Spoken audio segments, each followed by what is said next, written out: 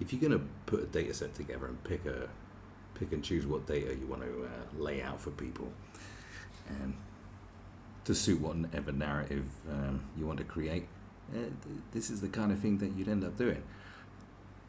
Because look, Hollywood's gender divide laid bare by analysis of this season's Oscar contenders.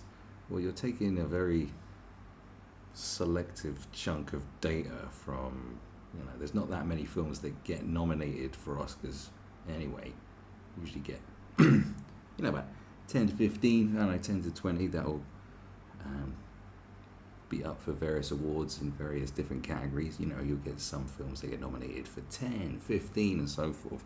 So this is very selective data to begin with. Also, the Oscars, that's all about campaigning. It's campaigning over merit. It's a very weird system where people just, schmooze at parties and maybe on casting couches in order for them to get their films nominated. So this kind of data is already tainted and twisted, I guess, is what I'm trying to say. But anyway, they've done it. So it's exclusive data on this year's awards contenders reveals 3 youngest Best Actor hopefuls have never made a film with a female director. As if this is some sort of exclusive revelation that should do what? I'm not entirely sure what I'm supposed to feel right now. What was it do? So the youngest Best Actor hopefuls.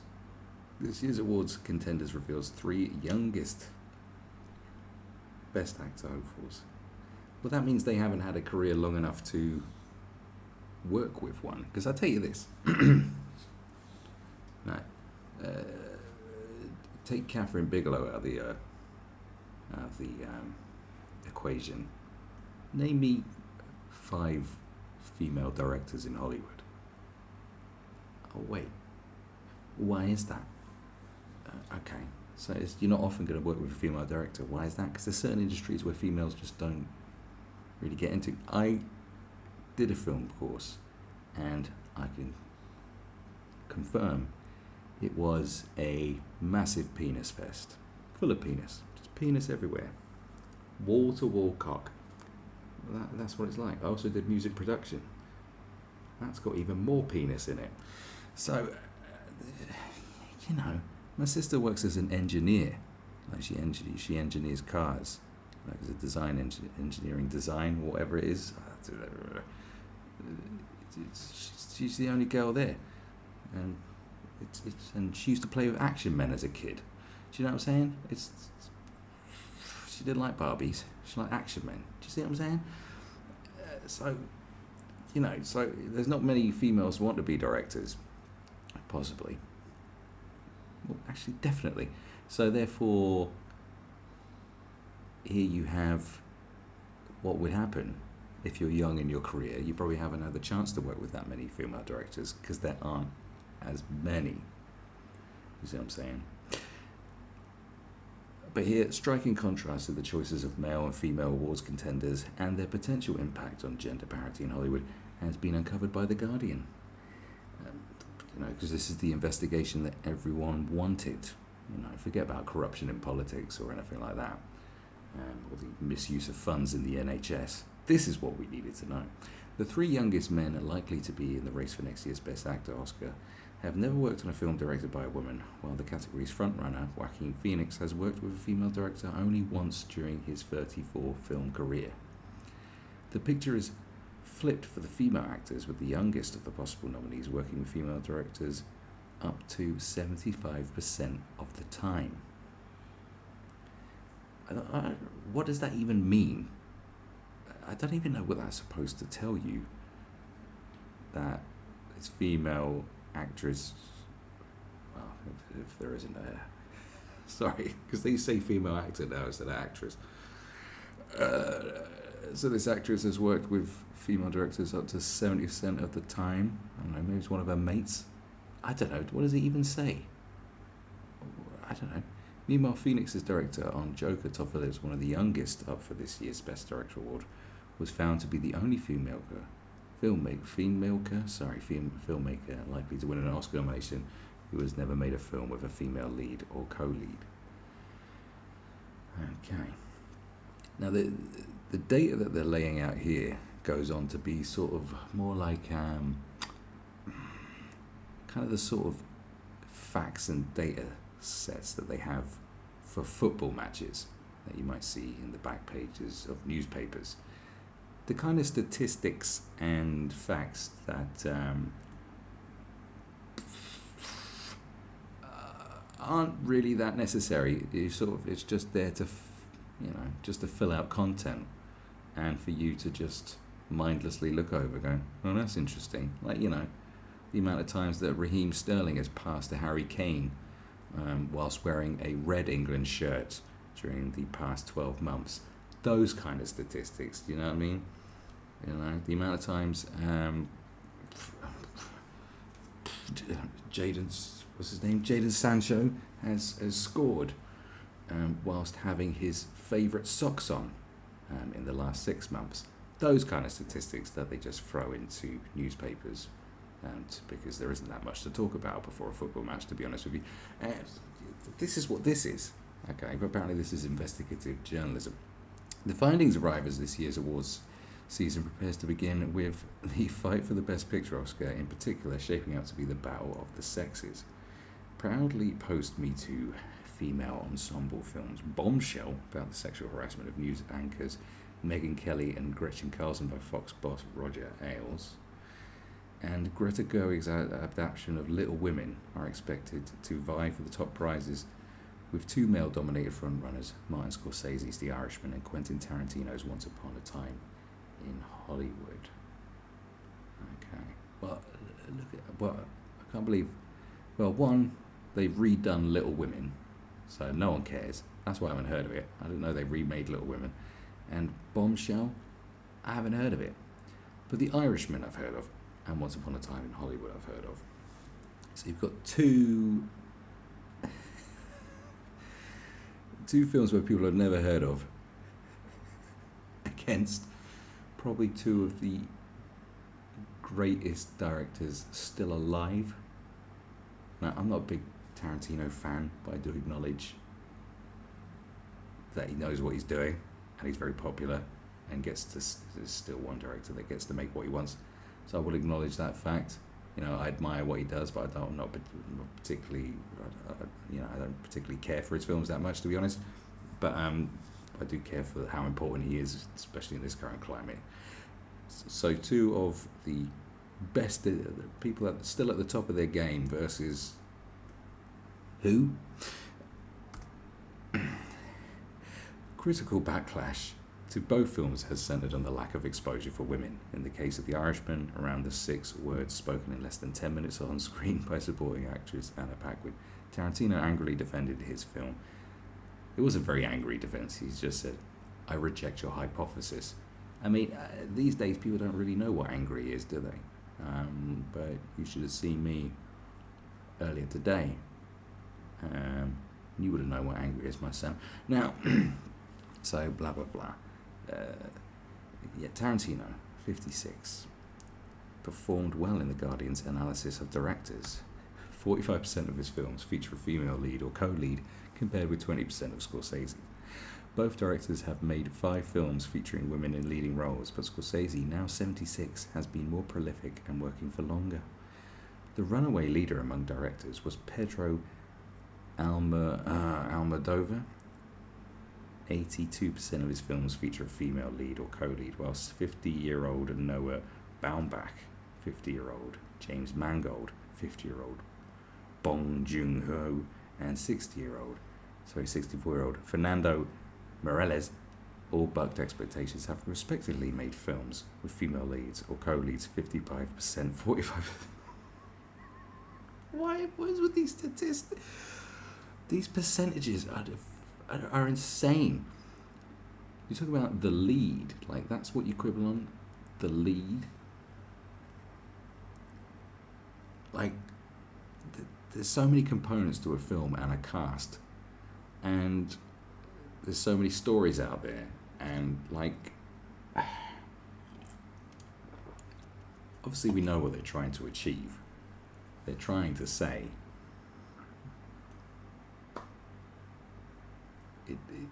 More women. That's what it says. There's not enough. But you, like, how do you explain to people like this how things work? I don't think you can, because they just have made up their mind in the first place anyway. So there's not much you can say to them. There's like, this is wrong, this is bad, and therefore we've got the data to prove it. Whereas there's so many nuances, and it's like, oh, how many male leads have you had? Well, look at the kind of films Scorsese makes in general. Like the people study the human condition. He makes very different films to what Tarantino makes. They're very different. A lot of them are based on real shit, like The Irishman is. It's based on real shit, okay? Goodfellas, based on real shit. Casino, based on real shit. Raging Bull, based on real shit. Real stuff that happened, and therefore it's interesting. And it just happened that these are about men, because he's a man, and these are the things that interest him. Do you know what I mean? It's like,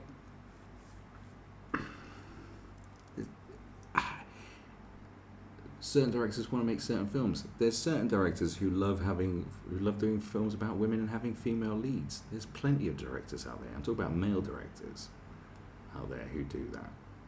Plenty of them. James Cameron's one of them. But there's a lot of directors, and I'm talking about films that don't get Oscar nods and stuff like that. Do you know what I'm saying? Like this mainstream fucking fluff. There's plenty of it out there. There's some people that have muses, like, Hitchcock had certain females that he liked to have as the leads rather than other people. Look at some of his films. There's plenty of people that like to have certain leads in films. Okay. What's his name? Antonioni. Yes, Antonioni. The douchebag who wrote this has probably never heard of such high-end art. That's right. But I have, because I am a snob. That's right. Pretty much the majority of his films had female leads. The same girl. Fellini. One of the greatest. A big influence on your man Scorsese there. Many female leads. Okay, but they made different kinds of films to what Scorsese does. We know what kind of film that Martin Scorsese makes. Do you know what I'm saying? So, and there might be women out there who only cast men as leads, who are more interested in the male experience. But it's very nuanced and it's very subjective. This is way too subjective. And plus, the full cast. What about the entire cast of a film? Like, are you gonna do the percentages then? Are you gonna take a set of percentages on entire casts? And they could go to crew. Have you ever been to, say, a refuse place? A dump, where they put all your rubbish. When you throw your rubbish out, and it gets picked up by the bin man, right? And when it gets taken to be buried, have you ever been to one of them places? There's not a lot of diversity there. Not a lot of ladies there. Or say a sewage works. You ever been to a sewage works? Sewage works aren't very diverse. Not diverse.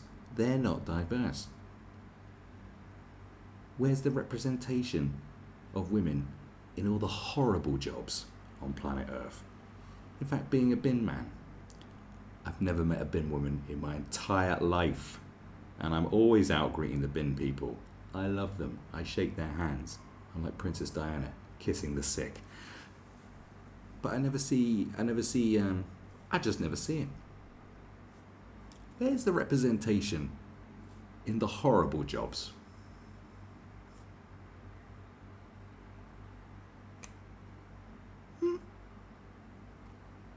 Oh, wait. Among the youngest three directors, Lulu Wang has made one film with a female lead or co-lead, as has Jojo Rabbit director Taika Waititi. I think that's correct. I don't know. Usually Maori names are quite easy to say.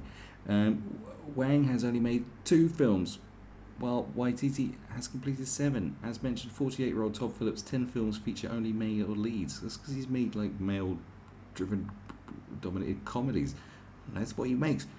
The counterintuitive demographic trend was mirrored among the actors. One of the oldest, Jonathan Pryce, has worked with the highest percentage of female directors. Why is it with the age thing as well? I don't understand this as well. So it just goes on and on and on. Robert De Niro and Leonardo DiCaprio both scored below that average with 6%. However, their track records still beat those of the youngest actors, Taron Egerton, Michael B. Jordan and Adam Driver, who have never worked with a female director. Oh, good God. As if that should be their priority, not securing, not getting the role of a lifetime or something that pays well, or just being in work as an actor. I don't know if you've heard, but it's just in general, there's just not a lot going on for actors. Have you ever been to a call centre? Been to a call centre? Full of actors who would love to work with any fucking director. It's why do you think people still work with Roman Polanski? What do you think it's because of his moral compass? Jordan was one of the first actors to commit to an inclusion rider, which involves a contractual clause demanding cast and crew diversity, which is just a disaster, man. It's a disaster. 'Cause do you know what? Certain groups of people have probably got something better to do with their lives. Do you know what I mean? Do you remember the age-old stereotype of Indian doctors? There's lots of Indian doctors, and the Indian parents are like, "No, you're going to be a doctor." It's like, "But Dad, I want to be a rock and roll star." They're like, "No, son. You're going to be a doctor. Shut up with your silliness." Okay? You're going to start throwing diversity quotas at them going, no, don't do something worthy with your life. Be a dolly grip, Be a bit part actor in this piece of shit Hollywood film. That's what you should be doing with your life, because we've got a diversity quota. Some people have got better things to do. Do you know what I mean? It's only idiots like me that want to fucking do entertainment. We're the douchebags out there thinking that we're going to change the world by yapping on all the time. Do you know what I'm saying? We're just absolute narcissists. Anyway, Driver broke through in 2012 with his role in Lena Dunham's HBO show Girls. Well, isn't that good enough? He was in a show called Girls. It just goes on and on and on. As if these data sets have some credibility. Because I'm not sure what the point they're trying to make is that there's not a lot of look, if you want more, then go out and do it. That's the way you can there's no need to keep reading this absolute nonsense with these twisted data sets. Look, it goes on and on and on and on and on. Is it a male dominated industry? Aspects of it certainly are. But the thing is, you've got to look at the baseline of it, and that is who writes the scripts and who picks up the films. What are a lot of films based upon? Who are the screenwriters? I don't know. It's like screenwriting, as far as I know, is like pretty male dominated, and therefore men are going to be writing lead roles for men because that's what they know about. There'll be nothing worse than a man who doesn't know how to write a decent role for a woman, constantly writing lead roles for women. Do you know what I'm saying? That'd be terrible. You know what I mean? So you need more women screenwriters, okay? But there doesn't seem to be, And maybe we get some better scripts if there were. Who knows? I don't know. But it's not like writing in itself isn't dominated by very successful women. When you look at literature, look at some of the powerhouses of literature over the past few decades. Look at J.K. Rowling, Danielle Steele, just for starters. Fucking multi-millionaires. Danielle Steele sleeps like 4 hours a day and knocks out a book. She knocks out a book. I can't stop saying book. What has happened to me? It sounds fucking weird. She knocks out a book every 22 minutes. This woman's a beast, alright? Whether you like her books or not, doesn't matter. J.K. Rowling, bit of an idiot, but bloody writes a few books, doesn't she? Do you see what I'm saying? There's some very successful women in literature, but I don't know why it hasn't transferred across to screenwriting, because that's what the thing is. The whole directing thing is like, I just don't think women are just interested in being a director as much, from my experience. You know, for people putting themselves forward for jobs, more women wanted to be producers when I did my film course.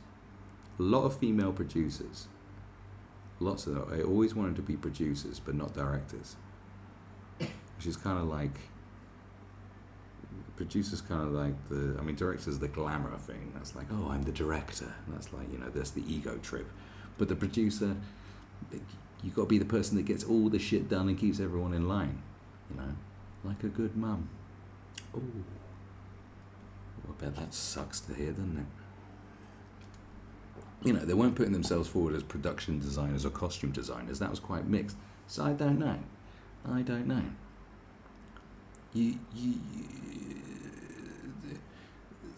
The whole, it's again a whole industry, and it's a very niche industry in terms of how many people actually make it.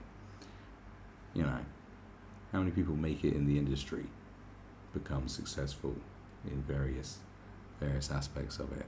It's a fucking tough industry, and therefore you're going to go where the work is. You'll be blessed to be working with a Scorsese, and like I said, he makes the films he wants to make. He's someone who makes what he wants to make, and that's what he's always done. He's never been a corporate whore. Neither's Tarantino. These are people that makes the films that they want to fucking make. And now everyone's banging on because of someone like Elizabeth Banks whinging about this piece of corporate trash that she made that no one wants to fucking see. Go out and make the film that you want to fucking make. Don't be just sucking corporate dick your whole life. Like, no one wants that. Do you know what I'm saying? And every year with this, like, oh, the Oscars, they're too white, they're too male, too straight, God knows what. Do you know what I mean? Where's the representation of straight men in musical theatre? Ask yourself that.